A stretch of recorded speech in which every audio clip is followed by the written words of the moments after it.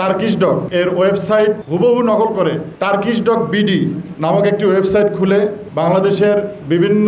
Kidney patient, IVF patient তুরস্কে পাঠিয়ে সেখানে তাদেরকে জিম্মি করে বিশাল অঙ্কের আর্থিক প্রতারণা করে থাকে। কয়েকদিন আগে আমাদের নিকট নীরব নজরুল লিখন নামে একজন অভিযোগ দায়ের করেন যে তিনি এই চক্রের মাধ্যমে তার মায়ের কিডনি প্রতিস্থাপনের জন্য তুরস্কে গিয়েছিলেন, বাট সেখানে তিনি কোনো চিকিৎসা পাননি এবং প্রায় অর্ধ কোটি টাকার উপরে সেখানে চিকিৎসা পারপাসে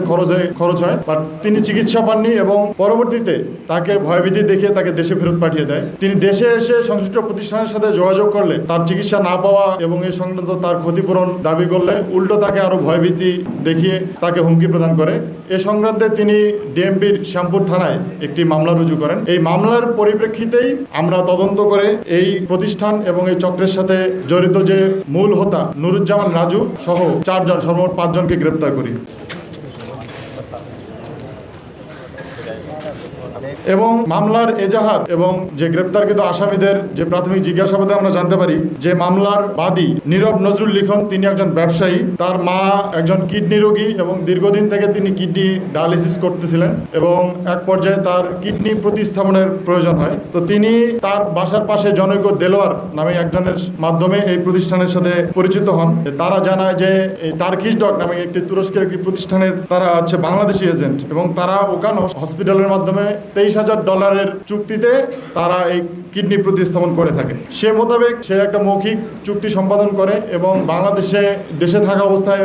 5 লক্ষ টাকা প্রদান করে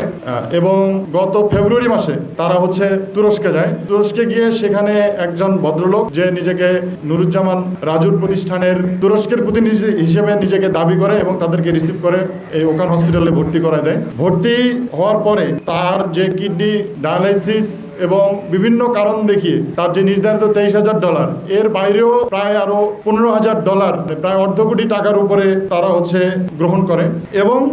এক পর্যায়ে তাকে যখন কয়েকদিন যাওয়ার পর যখন কিডনি প্রতিস্থাপনের সময় জিজ্ঞাসা করতেছিল, রোগীরা সম্ভাব্য সময় জানতে চাচ্ছিল, এরপরে তারা তাকে ক্ষুদ্র একটি কারণ দেখিয়ে জানায় যে তার এখানে কিডনি প্রতিস্থাপন করা যাবে না এবং তাকে দেশে ফেরত পাঠানোর জন্য তারা চাপ প্রয়োগ করে, বলে যে যদি এখানে বেশি দিন থাকো তাহলে তোমরা কিন্তু এখানে জেল হাজতে যাবা এবং আইনের মুখোমুখি হবা। তো তারা এরপরে সেখান থেকে বাংলাদেশে চলে আসে।